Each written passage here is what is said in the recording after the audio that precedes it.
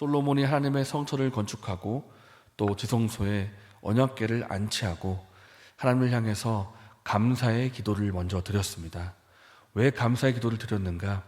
하나님께서 다윗에게 하신 언약 그리고 약속의 말씀을 신실하게 이루셔서 그 후대에 솔로몬을 왕으로 세워주신 것과 그리고 성전을 건축할 수 있도록 은혜를 베푸신 것, 이것에 대해서 감사하는 기도를 드린 것입니다. 그리고 솔로몬은 하나님 향해서 몇 가지 간구의 기도를 드리는데요, 이 간구는 개인적인 간구가 아니라 이스라엘 민족 전체를 대표해서 드리는 민족적인 이스라엘 백성을 대표하는 간구라고 할 수가 있습니다. 근원적인 간구가 있고 또 근원적인 간구에 더해지는 그런 간구들이 있는데 총 8가지 혹은 9가지 정도가 됩니다. 오늘 본문에는 총 5가지가 등장을 합니다. 재난을 겪을 경우에, 또 이방인을 위해서 전쟁터에 나갈 때, 혹은 전쟁터에 포로가 될 경우에, 또 마지막으로 하나님의 임재를 두고 드리는 기도, 이렇게 5가지가 있는데 우리가 그 중에 몇 가지를 살펴보고 교훈을 받기를 원합니다. 우리가 이 5가지를 살펴보기 전에 먼저 살펴볼 것이 있습니다. 그것은 바로 솔로몬이 이 오늘 본문을 포함해서 이 모든 간구의 기도를 드리는 내내 의도적으로 반복하는 내용이 있습니다. 무엇인가 하면 성전을 향하여라는 표현입니다. 성전을 향하여. 하나님, 우리가 성전을 향하여 기도를 드리거든 우리의 기도를 들으시고 응답하소서. 오늘 본문도 마찬가지입니다. 표현이 몇 가지 이렇게 변형이 일어나긴 하지만 계속해서 반복되는 부분이 있습니다. 26절 말씀에 이곳을 향하여, 29절 말씀에 이 전을 향하여, 32절에도 이 전을 향하여, 34절 주의 이름을 위하여 건축한 전 있는 편을 향하여, 그리고 38절에도 이 전을 향하여, 이 성전을 향하여라는 표현이 등장을 하고 있는데요, 솔로몬이 무려 7년 6개월 동안 이 성전을 건축했습니다. 상당히 많은 기간을 들였고, 또 성전 건축할 때 든 이 재료도 보통 재료가 아니라 아주 최고급의 재료를 들여가지고 최고급 백향목, 금과 은을 가지고, 특별히 금을 가지고 만든 것이 바로 성전입니다. 그러니까 정말 공을 들여서 만든 성전이라고 할 수 있겠지만은, 솔로몬이 이 성전을 다 건축한 후에, 그리고 언약궤를 안치한 후에 구름 가운데 빽빽하게 등장한 하나님의 임재를 보면서 솔로몬이 아마 이것을 깨달았을 것입니다. 아, 내가 이스라엘 백성과 함께 최선을 다해서 만든 성전이지만은 그럼에도 불구하고 하나님의 임재를 담아내기에는 부족한 성전이구나. 하나님의 임재가 그만큼 묵직하고 무거운 것이고 하나님의 영광을 다 담아낼 수 없는 그릇이구나라는 것을 깨달았을 것입니다. 그래서 솔로몬이 기도합니다. 하나님, 감히 하나님을 담아낼 수 없는 이 성전이겠지만은 이곳에 임재하시기로 약속하셨으므로 우리가 이 성전을 향해서 기도하면 응답해 주십시오. 이 간구를 드리는 것입니다. 하나님, 우리 백성 중에 누군가가, 우리 민족이 이 성전을 향해서 기도를 드리거든 우리의 간구를 들어주시고 응답해 주십시오. 이 기도를 먼저 이 기도하는 내내 드리고 있다는 것입니다. 오늘 우리도 마찬가지입니다. 우리가 그리스도 안에서 하나님이 거하시는 성전이 되었습니다. 우리가 정말 부족한 것이 너무나 많고 죄 많은 우리이지만 예수님 안에서 우리의 죄를 다 용서하시고 하나님의 임재하시는 성전이 되었다는 것입니다. 우리가 성전 되는 데 있어서 보탠 것이 아무것도 없습니다.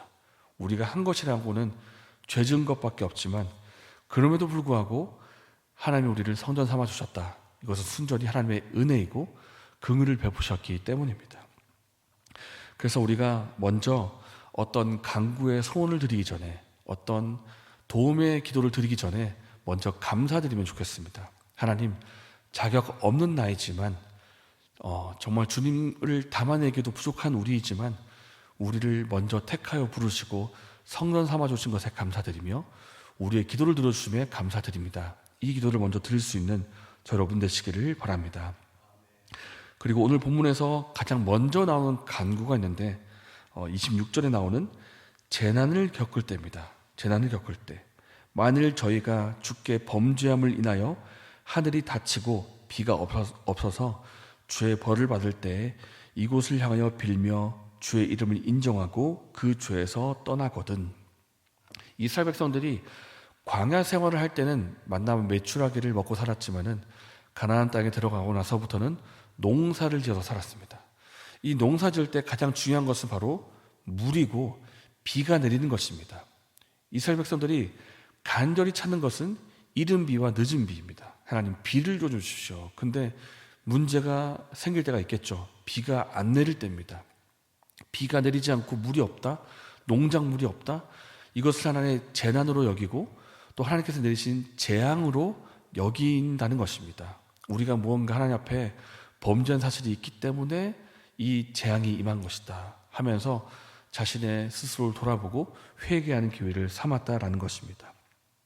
그런가 하면 이런 경우도 있습니다. 36절에 적국에 의해서 포로가 될 경우가 있습니다.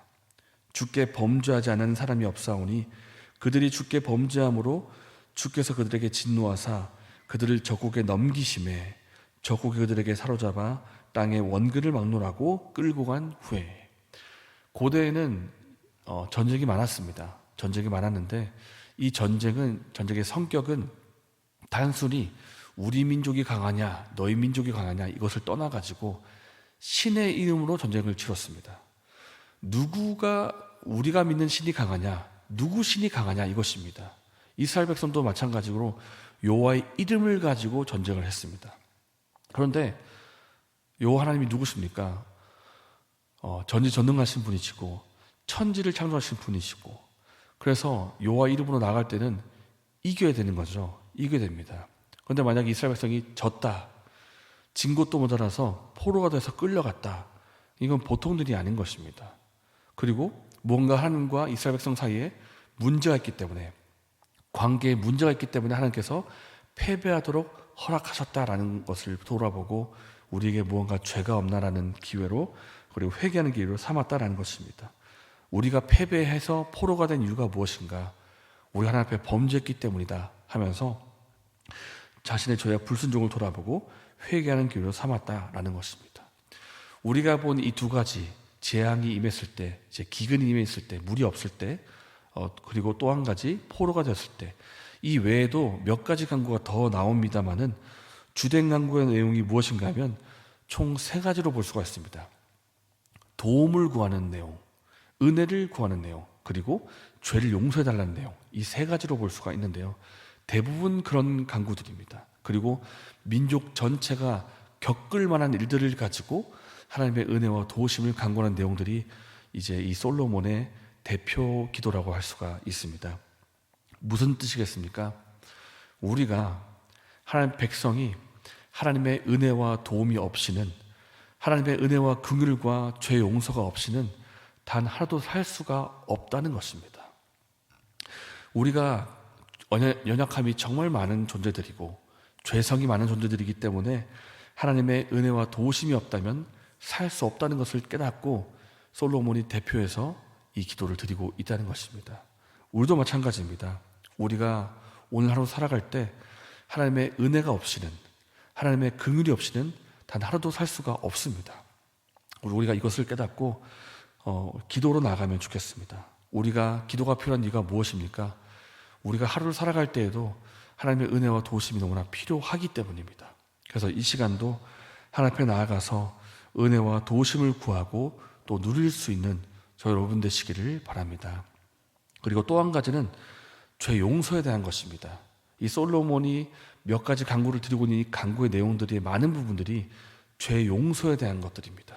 우리가 범죄해서 이런 일을 겪었거든, 우리 죄를 용서해 주십시오라는 것인데, 우리가 살아가면서 크고 작은 일들을 만날 수가 있고 또 특별히 어려운 일, 내가 뭔가 징계를 받고 있다라고 겪게 되는 그런 일들을 만날 수가 있습니다. 근데 이 징계와 어려움에 대해서 뭔가 딱 한 가지 이유라고 말할 수가 없는 복잡한 상황들이 분명히 있을 것이고, 특별히 남들에 대해서는 너 이거 죄 지었지 이렇게 정죄할 수 없는 부분입니다만은 나 자신에 대해서는 한번 돌아볼 필요가 있습니다. 내가 이 어려움을 왜 겪게 되었는가? 하나님께서 내게 이 징계를 왜 허락하셨는가? 무언가 나로 하여금 말씀하시는 메시지가 없는가라고 하면서 돌아볼 필요가 있다는 것입니다. 하나님, 나에게 말씀하실 것이 있으십니까? 내가 뭔가 돌이켜야 될 죄가 있으십니까? 물을 필요가 있다는 것입니다. 하나님께서 우리에게 징계와 어려움을 허락하실 때에는 우리를 미워하시기 때문이 아닙니다. 오히려 우리를 너무나 사랑하시고 관심이 많으시기 때문에 잘못된 길에서 돌이키라고 그 징계와 어려움을 허락하신다라는 것입니다. 그래서 우리가 잠깐의 징계가 있고 잠깐의 어려움이 있겠지만은 우리가 이것을 꼭 기억하면 좋겠습니다. 주께서 그 사랑하시는 자를 징계하시고 그가 받아들이시는 아들마다 채찍질하심이라 하였으니 징계를 다 받는 것이거늘 너에게 얻으면 사생자요 친의 아들이 아니니라. 사랑하시기 때문에 허락하신다라는 것입니다. 그래서 내가 알고 있는 죄와 잘못에 대해서 하나님께서 징계를 허락하실 때 하나님 앞에 기도하고 돌이켜 회개할 수 있는 여러분들 되시기를 예수님의 이름으로 축복합니다. 우리가 이 시간 말씀을 생각하면서 기도하면 좋겠습니다. 첫 번째로 우리를 성전 삼아 주신 것에 대한 감사입니다. 자격 없지만 부족하지만 나에게 임재하시기로 작정하셔서 감사드리고 또 우리 기도를 들어주심에 감사드립니다. 또 우리가 하나님의 은혜와 도움이 없이는 살 수가 없습니다. 오늘 하루 살아갈 때 은혜와 도움을 베풀어 주시고 하나님의 임재 가운데 살 수 있는 우리가 되게 하여 주시옵소서.